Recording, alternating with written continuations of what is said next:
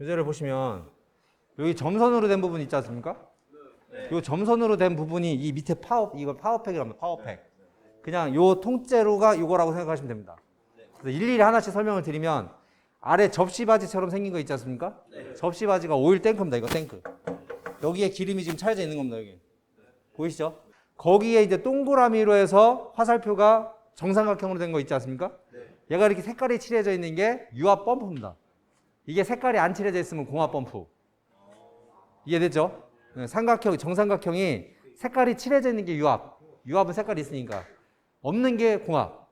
이해됐죠? 그 옆에 M이라고 써져 있는 게 전기 모터입니다. 전동기. 그래서 이 시스템으로 따지자면 요게 전동기입니다. 이게 M. 이게 M이에요. 그럼 모터는 뭐냐? 여기에서 요 밑에 부분에 모터가 펌프가 있습니다. 그러니까 이 전기 모터가 이 펌프를 돌려서 기름을 펌핑을 하는 겁니다. 이쪽으로. 이해되셨나요? 그리고 그 옆에 있는 밸브가 릴리프 밸브입니다. 릴리프 밸브. 릴리프 밸브인데 얘가 하는 역할은 뭐냐면 펌핑을 하면 그냥 있는 힘껏 다 밀어냅니다. 있는 힘껏 밀어내면은 이 모터에 너무 부하가 걸릴 거 아닙니까? 그러니까 기름은 안 쓰고 막혀 있는데 여기 지금 막혀 있는 거거든요. 안 나오게 막혀 있는데 계속 펌핑을 하니까 부하가 걸립니다. 그래서 자체적으로 최대 압을 만들어내는 겁니다. 그래서 그러니까 여기 잘 보시면은 펌프에서 펌프를 해냈는데 그게 지금 막혀 있죠. 막혀 있는데 점선으로 해서 여기 이렇게 와 있죠. 예, 점선하고 반대편에 스프링이 있는데 이 점선이 미는 힘과 반대편에 스프링이 미는 힘을 비교를 해가지고 점선의 압력이 커지면 관로가 열립니다. 이해되시나요? 점선이 압력이 커지면 스프링 압보다 크면 이 밸브가 저쪽으로 밀릴 거 아니에요. 밀리면은 관로가 열려서 그 압이 탱크로 빠지는 겁니다.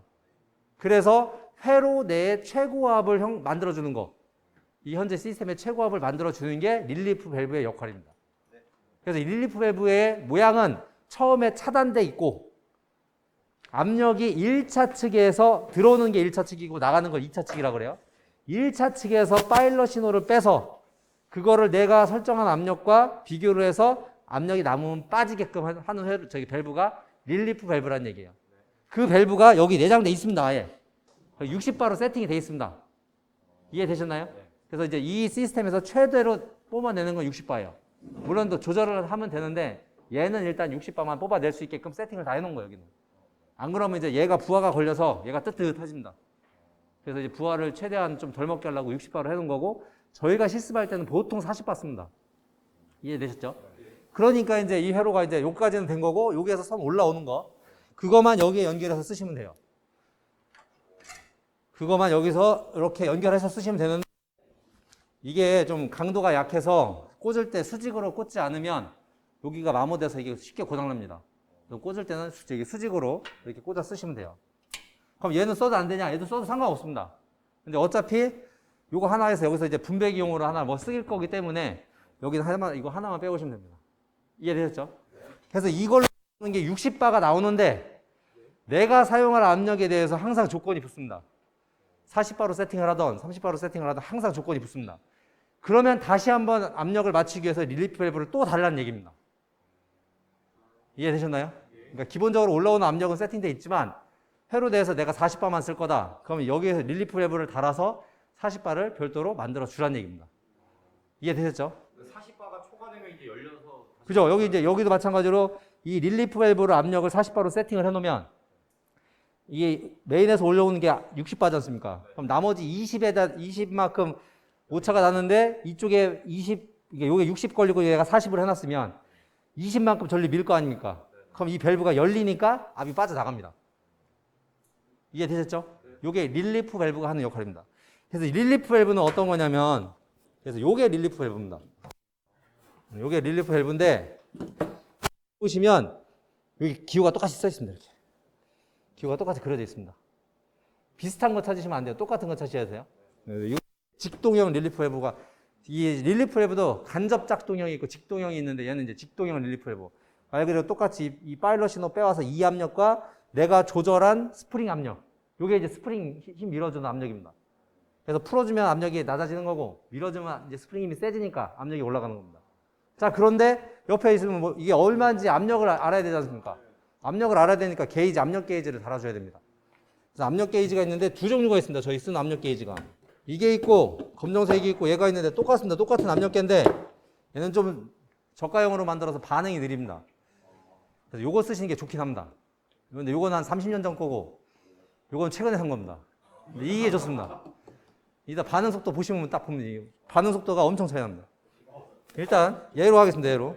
그래서 일단 하나가 들어가면 나머지 3개 포트는 다 하나 둘 셋 4개가 안에는 다 뚫려 있는 거예요. 그래서 이쪽으로 높은 압력이 들어가니 당연히 나머지 3개는 전기가 유압이 빠져 나오는 건데 이게 지금 체크 밸브로 다 막혀 있는 거예요. 호스를 장착했을 때만 기름이 나오는 겁니다. 이해되었죠? 근데 이게 간혹 고장나서 요 안에 있는 체크 밸브가 안으로 밀려 있는 경우가 있어요. 그러면 이제 뿜어 나옵니다. 위험하겠죠? 그래서 하실 때는 항상 막혀 있는지 확인을 하셔야 됩니다. 이해되셨죠? 그래서 이 상태에서 이제 넣으면은 기름 안 나옵니다. 이렇게. 앞 걸리죠? 55바 걸리죠? 그죠? 자, 이게 옛날 30년 전 거. 물론 이제 지금도 돈 많이 주면 잘 만듭니다. 이거의 반응 속도를 보겠습니다. 이거. 얘의 반응 속도. 어느 정도 차이인지 아시겠죠? 거꾸로 비교해서, 같이 비교해서 보여줘요. 집중하십시오, 집중. 이렇게 하면 기름이 1, 2 들어가서 이렇게 나오니까 얘가 먼저 반응해야 맞잖아요? 네. 어느 정도 아시겠죠? 네. 이렇습니다. 그래서 여기 있는 여기 지금 원래는 T자를 써야 되는데 이 압력 게이지가 T자 역할을 다 하는 거예요. 여기 연결하면 나머지 다 연결이 돼 있으니 이 T자 역할을 하는 겁니다. 이해되셨죠? 여기서 유압 호스를 하나 빼서 이제 지금 여기서 여기 연결한 거예요. 이해되셨죠? 하나 릴리프 밸브로 가야 되는데 P로 갔죠, P. 그래서 여기 보시면 여기 P라고 써 있습니다. 요게 P 단자입니다. 그래서 여기다 연결해 주시면 됩니다. 됐죠? 그리고 나서 나온 게 어디 가냐면 탱크로 갑니다. 탱크. 이 물바지, 기름 탱크, 오일 탱크. 근데 원래는 여기서 빼서 여기 가면 됩니다. 요거 밑에. 요거 탱크여서. 근데 너무 멀지 않습니까? 그죠? 얘 통이 열리게 되면 요 유압 호스가 저 밑에 탱크로 연결되어 있습니다. 여기다 연결하셔야 됩니다. 근데 얘는 원래 뭐냐면 유량계입니다. 이게 잠궈가지고 분당 토출량, 얼마만큼 토출을 시키냐, 1분에 얼마만큼 토출하냐, 이런 거 계산하는 계측하는 유량계인데 보통 그냥 탱크라고 인식하셔도 됩니다. 그래서 얘를 여기 T라고 써 있습니다. T. 이거 거꾸로 연결하면 동작 안 합니다. 여기 P 들어가는 거, T 탱크로 가는 거. 그래서 이거 연결하시고 여기다 연결하시면은 조절이 되는데 이거 조절이 된다. 이렇게. 이해되셨나요? 그래서 만약에 요구 조건이 40바다 그럼 40바로 세팅하시면 됩니다. 40바 세팅. 그렇게 하고 나서 나머지 회로를 구축을 하면 이 시스템의 최고 압력은 40바를 못 넘길 수가 없습니다.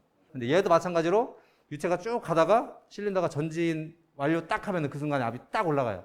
그때는 물론 40바보다 높게 올라가지만 전체적인 평균 압은 40바를 넘을 수가 없습니다. 이걸로 세팅하는 겁니다. 그래서 유압은 이게 항상 기본입니다. 이거 해놓고 나머지를 하는 겁니다. 이게. 이해되셨죠? 네, 항상 여기 항상 있습니다. 이게 딱 왔는데 이게 없다. 그러면 회로 안 볼 겁니다. 이해되셨죠? 앞으로 제가 이제 시험을 보던 테스트를 할 텐데 딱 왔는데 이게 없다. 그냥 갈 겁니다. 이해되셨죠? 항상 기본이다 이게.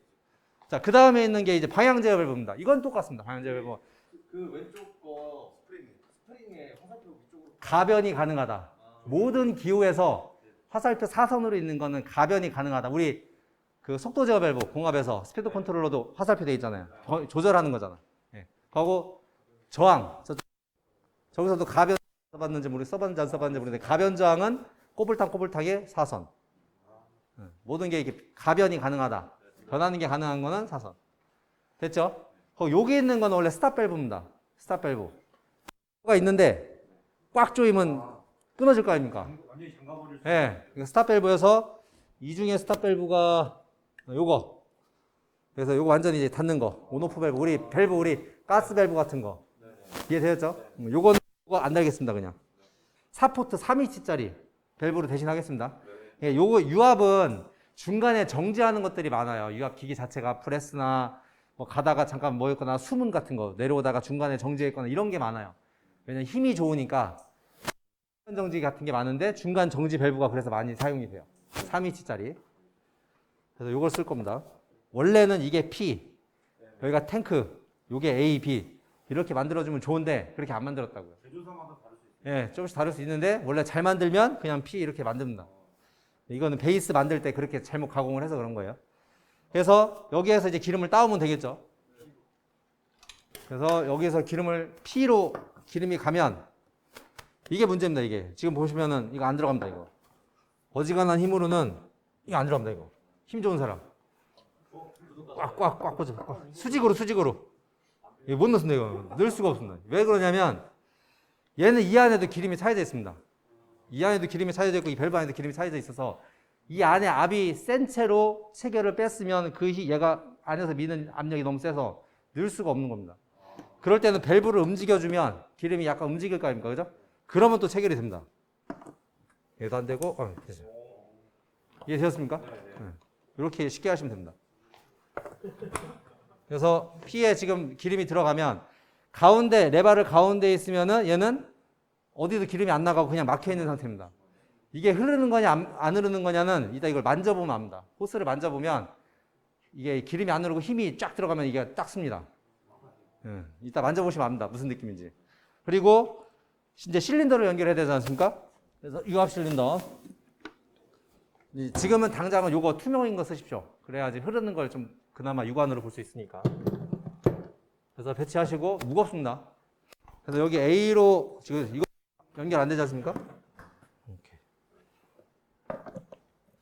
A 연결했고요. B 연결합니다. B 연결했고 나머지 T 탱크 여기.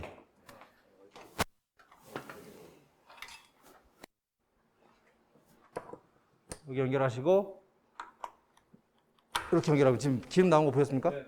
이 안에 기름이 다 차여져 있기 때문에 그렇습니다. 그래서 이렇게 시스템이 이제 구축이 된 거고 스타트 걸면은 밥 올라왔고 이게 센터 가운데 위치에서 이게 지금 전진 이게 후진.